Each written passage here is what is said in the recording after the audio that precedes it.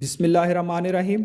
Blood supply of bones, ये topic बहुत ही important है। ठीक है, तो इसमें सबसे पहले क्या है कि आर्टीरियल सप्लाई कौन सी? यंग लॉन्ग बोन्स की। ठीक, इसमें चार आर्टरीज इसकी सप्लाई होती है।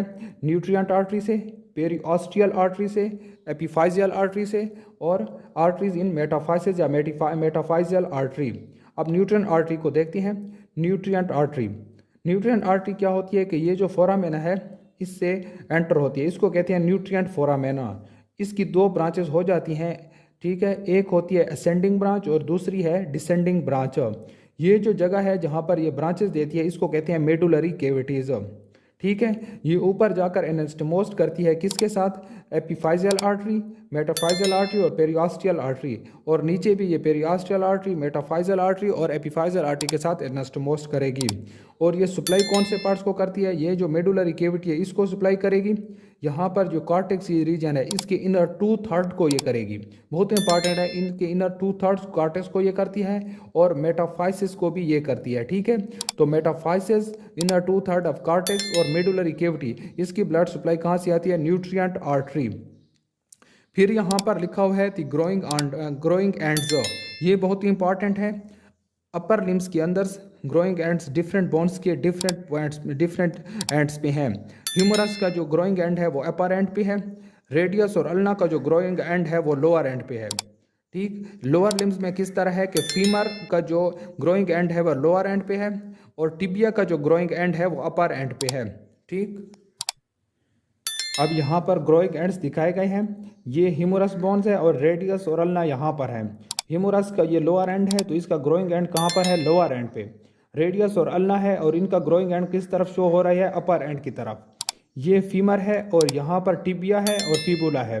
तो टिबिया का जो ग्रोइंग एंड, फीमर का जो ग्रोइंग एंड शो हो रहा है वो अपर एंड की तरफ है और टिबिया का जो ग्रोइंग एंड है वो लोअर एंड की तरफ शो हो रहा है।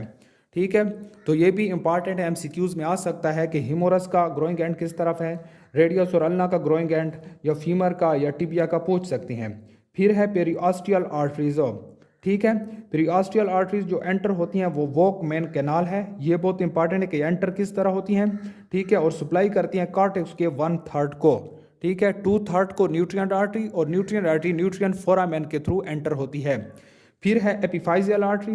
एपिफाइजियल आर्टरी कहाँ से आती है? एपिफाइजियल आर्टरी वस्कुलर आर्केड्स, जो वस्कुलर आर्केड्स से आती है और इसका दूसरा नाम क्या है? सर्कुलस वस्कुलोजेस। ठीक है, ये बहुत इंपॉर्टेंट है कि कहाँ से ड्राइव होती है एपिफाइजियल आर्टरी। तो एमसीक्यूज में ये आ सकता है कि वस्कुलर आर्केड्स या सर्कुलस वस्कुलोजेस है। ठीक है, और ये एंटर होती है वस्कुलर फोरामिना। इसके बाद है मेटाफाइसिस आर्टरीज। तो मेटाफाइसिस आर्टरी ड्राइव होती हैं नाइबरिंग जो सिस्टेमिक वेसल्स होती हैं। ठीक है, और ये एनास्टोमोस होती हैं। ठीक हो गया, प्राइमरी न्यूट्रिएंट आर्टरी के साथ।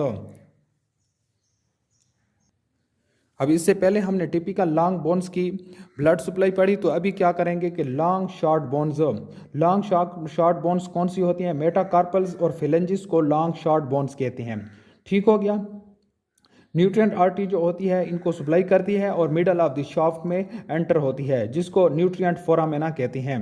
ठीक हो गया, पेरिऑस्टियल आर्टरी भी यहाँ पर सप्लाई करती है। ठीक, फिर है शॉर्ट बोन्स। शॉर्ट बोन्स कौन सी हैं? कार्पल बोन्स और टार्सल बोन्स, और यहाँ पर पेरिऑस्टियल आर्टरीज होती हैं।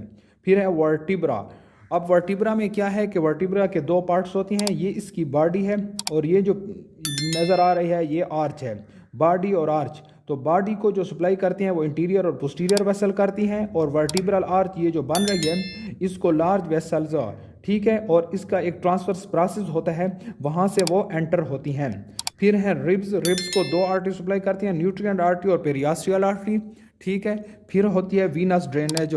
वीनस ड्रेनेज जो कंसीलियस रेड बोन है, रेड मेरो है, कंसीलियस रेड मेरो, उसको उसमें जो वेनस ड्रेनेज है बेजी वर्टिब्रल वेन से होती है और कंपैक्ट बोन से जो आर्टरीज होती हैं that company arteries in the Walkman canals, artery के साथ जो वेन्स होती हैं वो उसके थ्रू होती है। लिम्फेटिक ड्रेनेज, ये एमसीक्यूज के लिए बहुत ही इंपॉर्टेंट है कि बोन्स के अंदर कोई लिम्फेटिक ड्रेनेज नहीं होती। बहुत ही इंपॉर्टेंट है ये पॉइंट एमसीक्यूज के लिहाज से। Nerve supply of bones. Nerve supply किस तरह होती है कि सिंपैथेटिक और वाजोमोटर इन फंक्शन होती है। ठीक हो गया, और नर्व्स ब्लड वेसल के साथ होती हैं। ठीक, लेकिन इसमें जो सेंसरी जो नर्व सप्लाई है वो ज़्यादातर आर्टिकुलर एंड्स जहाँ पर जॉइंट्स होती हैं, periosteum of the bones, long bones, vertebra और लार्ज फ्लैट बोन्स कौन सी है? रिब्स, स्टर्नम और स्केपुला। इन बोन्स में सेंसरी सप्लाई भी होती है। कौन सी में? आर्टिकुलर एंड्स यानी कि जॉइंट्स में, पेरियास्टियम में, वर्टिब्रा में, रिब्स में, स्टर्नम में और स्केपुला में। यहाँ पर एमसीक्यूज में के लिहाज से इंपॉर्टेंट है